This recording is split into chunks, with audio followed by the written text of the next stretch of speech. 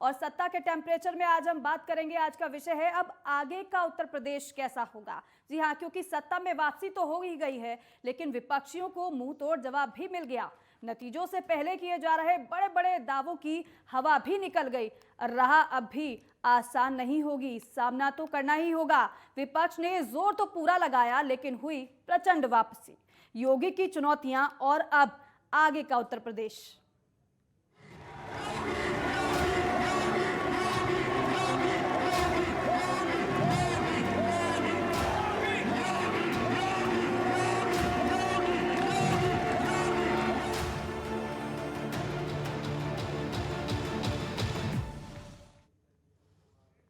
और यूपी की सत्ता में एक बार फिर बीजेपी की वापसी हो चुकी है। बतौर मुख्यमंत्री योगी आदित्यनाथ की दोबारा ताजपोशी होगी। कई इतिहास बदल गए और कई रिकॉर्ड टूट भी गए, और इसके अलावा अंधविश्वास को भी गहरी चोट पहुंची है। मगर दोबारा सरकार बनाने के बाद भी योगी आदित्यनाथ के सामने कई सारी चुनौतियां हैं।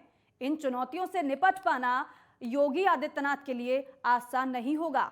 चुनाव के दौरान विपक्ष ने कई मुद्दों को उठाया, और वहीं उन मुद्दों का अब योगी सरकार को समाधान भी करना होगा। जैसा कि विपक्ष ने आवारा पशुओं को लेकर अब सरकार को घेरा था और तमाम कोशिश भी की थी। जातिवाद को लेकर भी विपक्ष ने सरकार पर कई आरोप लगाए थे, और विपक्ष लगातार आरोप भी योगी सरकार पर लगाता रहा है। रोजगार हो या फिर किसानों के मुद्दे हो, ये सबसे बेहद अहम मुद्दे हैं।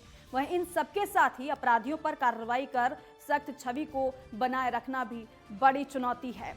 तो अब देखिए, प्रचंड बहुमत के साथ तो भारतीय जनता पार्टी आ गई है, लेकिन अभी भी चुनौतियां तमाम है। वो चुनौतियां जो इस बार पार करनी होगी मौजूदा सरकार को। क्योंकि अगर पिछली बार की बात की जाए, सबसे जो प्रमुख मुद्दा था वो महंगाई का था, और इसके अलावा छुट्टा जानवर का मुद्दा था, बेरोजगारी का मुद्दा था, और महंगाई का मुद्दा सबसे बड़ा था। लेकिन उससे भी बड़ा मुद्दा कानून व्यवस्था का था।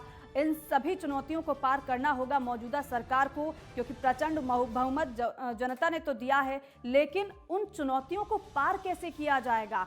जो हमने पिछली बार देखा, जिन कामों को मौजूदा सरकार ने किया, उन कामों को कैसे और आगे बढ़ाया जाएगा, और कैसे उत्तर प्रदेश को उत्तम प्रदेश बनाया जाएगा, ये भी मौजूदा सरकार के लिए कई चुनौती रहेगी। और इसी पर चर्चा करने के लिए वरिष्ठ पत्रकार हेमंत तिवारी जी हमारे साथ जुड़ चुके हैं। सर, बहुत स्वागत है आपका नेटवर्क 10 पर।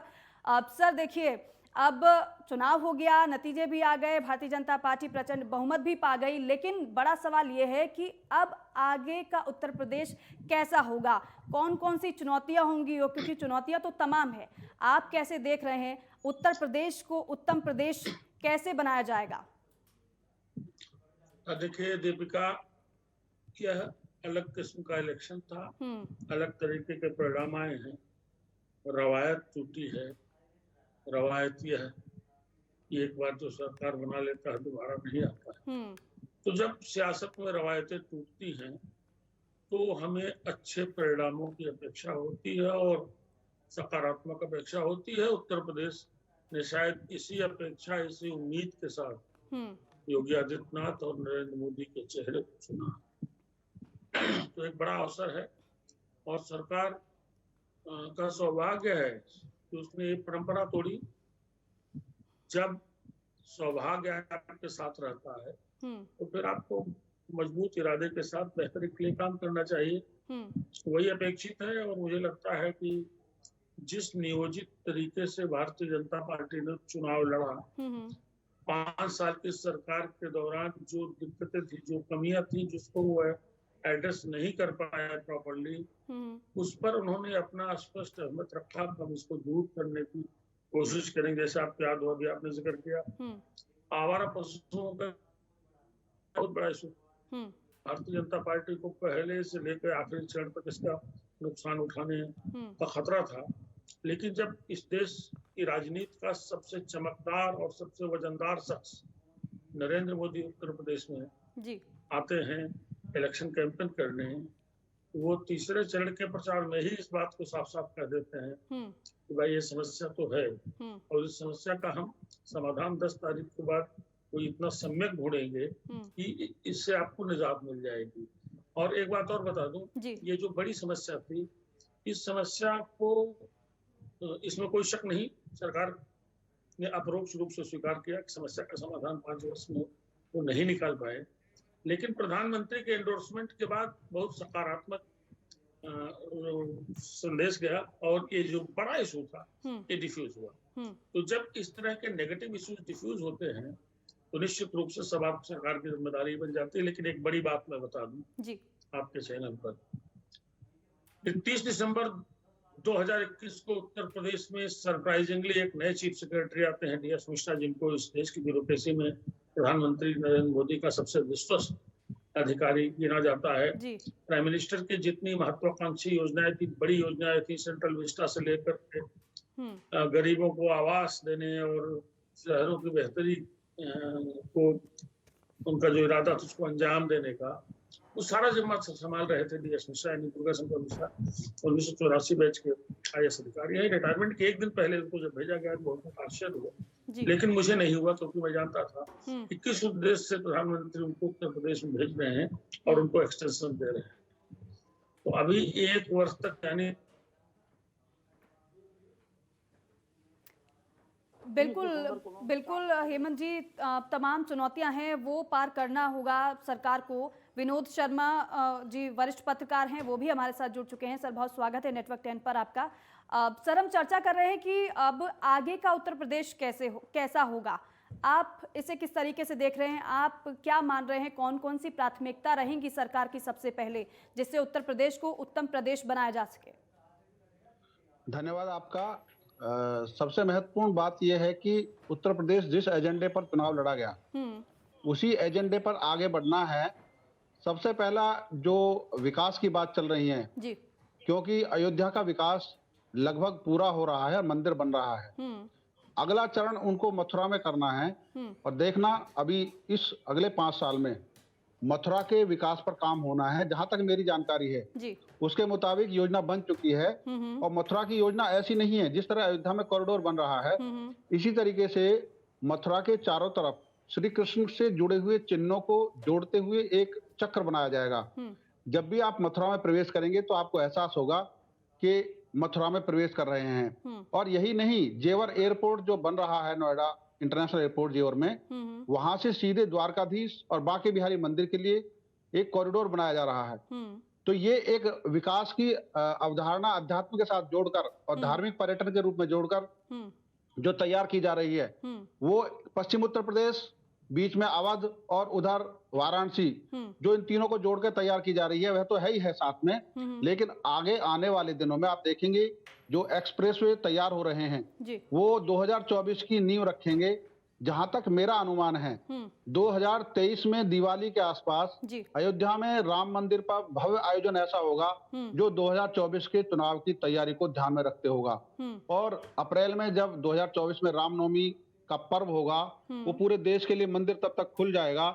वो एक आने वाली तस्वीर होगी 2024 के हिसाब से।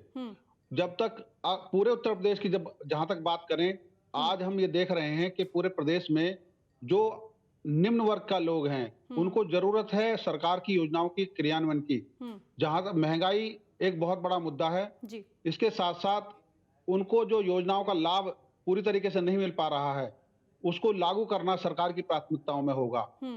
साथ के साथ अभी मैंने देखा जो इस बार योगी मंत्रिमंडल था उसमें पश्चिम उत्तर प्रदेश का प्रतिनिधित्व काफी कम था। जैसे देखें कि प्रदेश अध्यक्ष भी पूर्वांचल से थे, बुंदेलखंड के थे वैसे, और गोरखपुर से मुख्यमंत्री थे, उप मुख्यमंत्री एक लखनऊ से थे, एक उधर पूर्वांचल से थे, लेकिन पश्चिम से कोई नहीं था।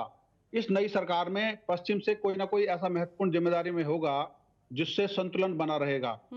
इसके साथ ही हमें लगता है कि 2024 से पहले उत्तर प्रदेश के विभाजन पर भी बात हो सकती है, जो एक नया बिंदु है, क्योंकि आजकल लोग मान के चल रहे हैं कि उत्तर प्रदेश का विभाजन भी होना जरूरी है। और आपने देखा होगा कि समाजवादी पार्टी इसकी पक्षधर नहीं है और दूसरी पार्टियां चाहे वो बसपा हो चाहे बीजेपी हो, छोटे राज्य के पक्षधर हैं। आने वाले दिनों में ऐसी तस्वीर देखने को मिलेगी। जी नहीं, प्राथमिकताएं तो सर आपने वाकई में गिनाई और ये माना भी जा रहा था कि ऐसी कुछ प्राथमिकता रह भी सकती, लेकिन इसके अलावा क्योंकि सर अगर काम करना है और विकास निरंतर करना है तो चुनौतियां भी देखनी होती है, चुनौतियों का सामना भी करना पड़ता है। क्या मान के चल रहे हैं, कितनी बड़ी चुनौतियां यहाँ मौजूदा सरकार के लिए रहने वाली है? कैसे पार करना होगा उन चुनौतियों को? देखो, चुनौतियों में सबसे बड़ी चुनौती है महंगाई। महंगाई आज के दौर में, अब जैसे रूस और यूक्रेन के बीच युद्ध हुआ है, तो जरूरी चीजों की, खासतौर पर पेट्रोलियम पदार्थों की जब बढ़ोतरी होगी तो उसका असर विभिन्न क्षेत्रों में पड़ेगा। चाहे वो डीजल पे पड़े, चाहे पेट्रोल पे पड़े, उसके बाद किराए पे पड़ेगा, आने जाने वाली चीजें फिर वस्तुएं महंगी होंगी, उन पर नियंत्रण करना। इसके अलावा जो गन्ना किसान हैं, उन्होंने पहले भी कहा था और अभी भी कह रहे हैं कि उनका जो बकाया है उसका नियमित रूप से ऐसा भुगतान हो, जिसकी व्यवस्था वो सरकार ने की है कि 14 दिन के अंदर जिनका भुगतान होगा उनको, अगर नहीं करेंगे तो चीनी मिलों पर कार्रवाई होगी, लेकिन कार्रवाई कम हो पाती है, उस नियम को सख्ती से लागू करना पड़ेगा। एक और बड़ी बात मैं कह रहा हूं कि जो इस समय उत्तर प्रदेश में जो बेघर लोग हैं, जो मतलब गरीब लोग, निर्बल वर्ग के लोग हैं, उनके घरों की व्यवस्था करना, जो प्रधानमंत्री आवास योजना के तहत आता है, उस पर कितना क्रियान्वयन हो रहा है, कितना नहीं हो पा रहा है। मैंने देखा है कि जो सरकार ने शौचालय बनवाए, कई गांवों में ऐसी व्यवस्था देखी कि शौचालय सिर्फ कागजों में बने हैं, व्यवहारिक रूप से उनमें कोई उनका इस्तेमाल भी नहीं कर पाता। कहीं कहीं तो ऐसा भी है कि गांवों में शौचालय के ऊपर छत नहीं है और सीडीओ ने उसको सर्टिफिकेट दे दिया कि शौचालय बन गया है। तो ऐसी जो योजनाएं हैं वो तो सरकार की क्या आप ये मान के चल रहे हैं, क्योंकि जब हमने प्रचार में भी सुना था, मौजूदा सरकार ये कहती हुई नजर आई थी कि हमने कहा था, हमने किया है और हम ही करके दिखाएंगे। ऐसे में शौचालय का भी उन्होंने बात कही थी, ये भी जिक्र किया था कि हमने कहा था कि शौचालय बनाकर देंगे जिससे महिलाओं को सुविधा हो। इसके अलावा ये भी कहा गया था कि हमने हर एक जो आवास विहीन है उनको आवास मुहैया कराया है। आपको क्या ये लगता है कि अभी भी इन योजनाओं में कुछ कमी रह गई है जिसको पूरा करना बाकी रह गया है? बिल्कुल, योजनाओं में कमी है अभी। अब आप देखिए, जैसे छोटे सिलेंडर इन्होंने दिए उज्ज्वला योजना के तहत, सिलेंडर में अब सब्सिडी नहीं मिल रही है। जो कोई भी आदमी जो पहले 300 रुपए 400 रुपए का सिलेंडर खरीदता था, अब वो 1000 रुपए का सिलेंडर खरीद रहा है, तो उसके मन में टीस है कि हमसे 600-700 रुपए जो एक्स्ट्रा लिए जा रहे हैं, उनकी सब्सिडी क्यों लागू नहीं हो पाई है। और दूसरी बात यह है कि किसान को उसकी फसल का उचित दाम मिलना। किसान आंदोलन भले ही खत्म हो गया हो, लेकिन किसान से जुड़े मुद्दे खत्म नहीं हुए हैं। वह किसान अभी भी अपनी बात पर अड़िग है कि उन्हें अच्छा दाम मिले, एमएसपी मिले, अधिक से अधिक फसलों में मिले, वो भी तय करना सरकार का काम है। बिल्कुल। किसान आंदोलन को बीच में छोड़ा, कहा कि हम आने वाले दिनों में इस पर बात करेंगे, समझौता करेंगे। ये मुद्दा बहुत बड़ा है, क्योंकि उत्तर प्रदेश में कई फसलें ऐसी हैं जो देश में नंबर 1 पर हैं। तो किसान हमारी उत्तर प्रदेश की अर्थव्यवस्था की रीढ़ है, उसको इग्नोर नहीं किया जा सकता। उसकी सारी बातों को सरकार को गंभीरता से सुनना पड़ेगा और साथ ही उन पर अमल करना पड़ेगा। इसके साथ साथ व्यापारियों का मुद्दा भी बहुत महत्वपूर्ण है। जो जीएसटी में कभी कभी बात करते हैं कि जो रेट है इस समय वो कहीं ज्यादा है और कहीं पे जाती हो रही है, और व्यापारियों ने इस बार सरकार को पूरा साथ दिया है, तो सरकार को व्यापारियों की बात भी सुननी पड़ेगी। बिल्कुल, जो यानी कि हर बेरोजगार वर्ग को साथ लेकर जिस तरीके से चलने का दावा किया जा रहा था, उस वर्ग को साथ लेकर चलना ही होगा अगर उत्तर प्रदेश को उत्तम प्रदेश बनाना है। हेमंत जी भी हमारे साथ जुड़े हुए हैं। हेमंत जी, और इससे पहले आप बता भी रहे थे और हमने भी देखा था कि आप अलग अलग जिलों में पहुंचे थे, अलग अलग विधानसभाओं का आपने भी भ्रमण किया था और बारीकी से देखा था, लोगों से बातचीत की थी। तमाम योजनाएं भी आपको पता होंगी जो योगी सरकार की तरफ से चलाई गई थी, जिनके लाभ देने की बात कही गई। लेकिन जब आप ग्राउंड पर जा रहे थे, जब आप ग्राउंड पर पहुंचे, लोगों से आपने बातचीत की, तो आपको कहां कमी नजर आई? कौन सी वो कमियां आपको नजर आई जो आगे जिन पर अमल करने की जरूरत आपको नजर आई, उन पर और भी ज्यादा बेहतर तरीके से काम करने की जरूरत है अभी भी? दीपिका जी, पहले तो एक निवेदन है और आपको सलाह भी है जी कि अगर कोई ब्रेक या इस तरह की इमरजेंसी न रहा करे जी, तो कृपया पूरा उत्तर सुन लिया करे, वरना उसका कंटेंट ध्वस्त हो जाता है जी। मैंने एक बड़े सीरियस इशू पे बात करना शुरू किया था जी, और वहां से ब्रेक जी, जी, सुनिए मेरी बात जी। मैं कह रहा था कि डीएस मिश्रा जैसा एक अफसर लाए, उसने किया क्या, वही बात थम गई, तो उसका मंतव्य स्पष्ट नहीं हो पाया। सुनिएगा हेमंत जी, माफी चाहूंगी मैं उसके लिए, थोड़ा सा टेक्निकल एरर आ गया था, इंटरनेट की दिक्कत थी, इसलिए हो गया ये। चलिए कोई बात नहीं, मैं दूसरी बात कर रहा हूँ। चुनाव के पहले भारतीय जनता पार्टी किन 2 बड़े खतरों से संबद्ध थी जी, ध्यान होगा आपको। एक तो किसान आंदोलन के साए में वेस्टर्न यूपी का चुनाव, दूसरा आवारा जानवर। इन दोनों इश्यूज को डिफ्यूज करने के लिए प्रधानमंत्री खुद आते। प्रधानमंत्री आते हैं, क्षमा मांगते हैं और कहते हैं कि हम लोग समझा नहीं पाए, हम इन कानूनों को वापस लें। वो इशू 70% वहीं डिफ्यूज हो गया और उसका परिणाम आप पश्चिमी उत्तर प्रदेश के रिजल्ट आए हैं, जी जिसके लिए कोई पत्रकार, कितने समीक्षा, कितने नेता, कितने महान ज्ञानी गुणी लोग जी कह रहे थे सफाया हो गया भाजपा। परिणाम आपने देखा पीएम ने कैसे डिफ्यूज किया। दूसरा, आवाज जानवरों वाला जब कानपुर आते हैं तो कहते हैं कि 10 मार्च के बाद हम ऐसा मैकेनिज्म लेकर आ रहे हैं कि इसका सॉल्यूशन हो जाए। और मैं जो बात कह रहा था, जी चीफ सेक्रेटरी 30 दिसंबर को चार्ज लेते हैं 2021 और 1 जनवरी से उनकी पहली जो प्रक्रिया शुरू होती है उत्तर प्रदेश में काम करने की, वो आवारा जानवरों पे कैसे काबू किया जाए उसकी और सारे, और तब से लेकर 4-5 बार वो पूरे उत्तर प्रदेश के डिस्ट्रिक्ट मजिस्ट्रेट के साथ वीडियो कॉन्फ्रेंसिंग कर चुके हैं और नए सिरे से इस पर एक प्रस्ताव तैयार किया जा रहा है कि इसका सम्यक समाधान कैसे निकाला जाए, क्योंकि मामूली समस्या नहीं जी। आप देखिएगा, अगर हर कंस्टिट्यूंसी में 4,000, 5,000, 8,000 लोगों को नुकसान होता तो भारतीय जनता पार्टी सरकार नहीं होती, सरकार में समाजवादी पार्टी गठबंधन होता। तो एक प्रक्रिया तो हम शुरू कर दी। इस तरह की चीजें जो मेजर जहाँ चूक हुई है, जिसका एहसास हो रहा, जैसे मेरा खुद का मानना था और है कि बहुत सी ऐसी चीजें पब्लिक, ठीक है जब आप जीत जाते हैं तो आप सिकंदर हो जाते हैं, लेकिन सिकंदर होने का मतलब ये नहीं कि जमीन में जहाँ फिसलन थी आप उसको, जनता के सीधे सरोकारों से जुड़े विषयों पर, चाहे वो धान गेहूं खरीद का विषय हो, चाहे आवारा जानवरों का विषय रहा हो, चाहे जो थानों और तहसीलों में करप्शन का विषय रहा, ये कब नहीं हुए सरकार को अब पता है। सबसे बड़ी कमी जो सरकार की रही थी, अगर उसको ये दूर कर लेगी, जिसको मैं सबसे बड़ा चैलेंज मानता हूँ योगी आदित्यनाथ के तो दोबारा मुख्यमंत्री बनने के बाद, वो ये है कि जिस तरीके से ब्यूरोक्रेसी पर आंख मूंद करके भरोसा किया, जिस तरीके से ब्यूरोक्रेसी पर अत्यधिक निर्भरता दिखाई और जमीन का फीडबैक वास्तव में उन तक नहीं पहुंचा, ये सिस्टम थोड़ा सा दुरुस्त करना पड़ेगा, क्योंकि यही बुनियाद होती है। आप कोई भी योजना बनाए, उसका कंप्लायंस कौन करेगा? उसका कंप्लायंस तो प्रिंसिपल सेक्रेटरी, कमिश्नर और डिस्ट्रिक्ट मजिस्ट्रेट, उसके नीचे सीडीओ और सब डिविजनल मजिस्ट्रेट ही करेंगे ना। तो कम से कम उनको सही रखिए, वो सही फीडबैक दें, वो जमीन को देखें, वो जन सरोकारों से जुड़ी, जैसा अभी शर्मा जी ने कहा, वो जन सरोकारों से आप वेलफेयर का बढ़िया काम कर रहे हैं, आपने टॉयलेट बना दिया, छत नहीं, इसको कौन देखेगा जी? आपने घर बना दिया, बहुत घटिया क्वालिटी घर बना दिया, इसको कौन देखेगा?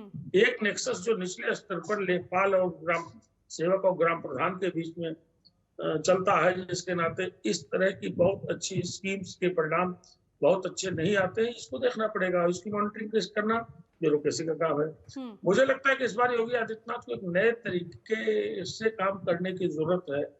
एक तो ठीक है, ब्यूरोक्रेसी जो आपको परिणाम बताती है, जो फीडबैक देती है, आप उसको देखिए और उसका आप एक त्रिपक्षीय, आपका इतना बड़ा संगठन है, इस संगठन से आप कुछ सिस्टम ऐसा डेवलप कर लीजिए, या कुछ कमेटी बना दीजिए जो इन जो कम से कम जनता से जुड़े विषय हैं, इन पर वो भी फीडबैक दे। सरकारी फीडबैक क्या मिलता है, इसकी मिलान करिए और उसके बाद फिर समाधान करिए। मुझे लगता है अगर ऐसा करेंगे तो आने वाले 10-20 साल तक भारतीय जनता पार्टी को उत्तर प्रदेश को छू नहीं पाएगा। वैसे भी जो परिणाम है, आपने देखा है कि एक बड़ा अवसर था अखिलेश यादव को, बहुत बड़ा अवसर था। 3 बार की लगातार बुरी हार के बाद एक बहुत ओपन स्पेस मिला था और उस स्पेस को कैप्चर कर पाने में अखिलेश यादव अपने ओवर कॉन्फिडेंस के नाते शायद सफल नहीं रहे।